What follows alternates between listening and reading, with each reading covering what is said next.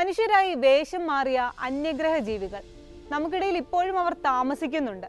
അഗ്നിപർവ്വതങ്ങളിലും ഭൗമാന്തര മേഖലകളിലും ഇങ്ങനെ വേഷം മാറിയ അന്യഗ്രഹ ജീവികൾ കഴിയുന്നു.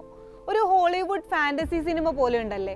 ലോക വിദ്യാഭ്യാസ രംഗത്തെ കൊടിയടയാളമായ ഹാർവർഡ് സർവകലാശാലയിലെ ശാസ്ത്രജ്ഞരുൾപ്പെടെ തയ്യാറാക്കിയ ഒരു ഗവേഷണ പ്രബന്ധത്തിലെ പരാമർശം ഒരു സയൻസ് ഫിക്ഷൻ പോലെയൊക്കെ തോന്നുന്നുണ്ടെങ്കിലും ചിലർക്കെങ്കിലും അത്ഭുതം തോന്നിയിട്ടുണ്ടാവാം. ഹാർവർഡ് യൂണിവേഴ്സിറ്റിയുടെ പഠനമുയർത്തിയ ചർച്ചകൾക്ക് ഇനിയും വിരാമമായിട്ടില്ല.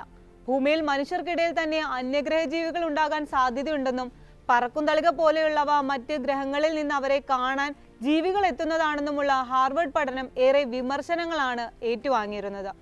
ഇപ്പോഴിതാ ഇത്തരത്തിൽ അന്യഗ്രഹ ജീവികൾ ഭൂമിയിൽ വസിക്കുന്നുണ്ടെങ്കിൽ അവയെ തിരിച്ചറിയാനുള്ള ഒരു വഴിയും ചർച്ചയാവുകയാണ്.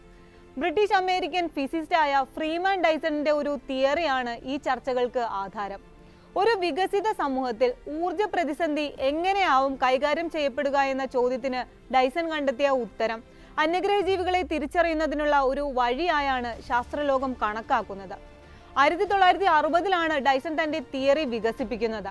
1000 വർഷങ്ങൾക്കപ്പുറം വ്യാവസായികവൽക്കരണം അതിന്റെ പാരമ്യത്തിലെത്തുന്ന കാലത്ത് ഭൗതിക നിലവാരമേറിയ മറ്റ് ഗ്രഹങ്ങളിൽ നിന്നുള്ള ജീവികൾ സ്വതന്ത്ര ഓർബിറ്റുകളുമായി വലയം ചെയ്യുമെന്നായിരുന്നു അദ്ദേഹത്തിന്റെ തിയറി. ഒലാഫ് സ്റ്റേപ്പിൾഡന്റെ സ്റ്റാർ മേക്കർ എന്ന നോവലിൽ നിന്ന് പ്രചോദനം ഉൾക്കൊണ്ടാണ് അദ്ദേഹം തന്റെ തിയറി വികസിപ്പിച്ചതെങ്കിലും അദ്ദേഹം കുറിച്ച ഓർബിറ്റുകളോടെയുള്ള ആ ജീവികളെ ഡൈസൺ സ്ഫിയറുകൾ എന്ന് ശാസ്ത്രലോകം വിളിച്ചു. അധികമായി വരുന്ന ചൂട് ഇൻഫ്രാറെഡ് റേഡിയേഷനായി പുറപ്പെടുവിക്കുന്ന ഓർബിറ്റുകളാവും ഡൈസൺ സ്ഫിയറുകൾക്കുണ്ടാവുന്ന എന്നാണ് ഡൈസൺ കുറിച്ചത്. അതുകൊണ്ട് തന്നെ അത്തരം ഓർബിറ്റുകൾ ശ്രദ്ധയിൽപ്പെട്ടാൽ അവ മറ്റ് ഗ്രഹങ്ങളിൽ നിന്നുള്ള ജീവികളാകാൻ സാധ്യതയുണ്ടെന്ന് അദ്ദേഹം രേഖപ്പെടുത്തിയിരുന്നു. ഇത്തരം ഓർബിറ്റുകളെ നിരീക്ഷിക്കുന്നത് വഴി അന്യഗ്രഹ ജീവികളെ പെട്ടെന്ന് കണ്ടുപിടിക്കാമെന്നായിരുന്നു അദ്ദേഹത്തിന്റെ തിയറി.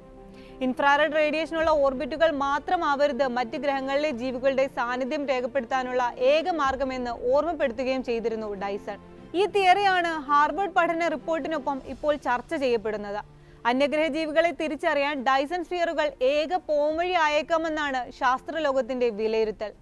ഇത്തരത്തിൽ ഡൈസൺ സ്ഫിയറുകൾ ഉണ്ടെങ്കിൽ തന്നെ 60കളിൽ ഇവ കണ്ടുപിടിക്കാൻ വഴികളൊന്നും കണ്ടെത്തിയിരുന്നില്ല. എന്നാൽ അടുത്തിടെ നടത്തിയ ചില ഗവേഷണങ്ങൾ ക്ഷീരപഥത്തിൽ തന്നെ 7ഓളം ഗ്രഹങ്ങളിൽ ഇവ ഉണ്ടാകാനുള്ള സാധ്യത കണ്ടെത്തിയിട്ടുണ്ട്.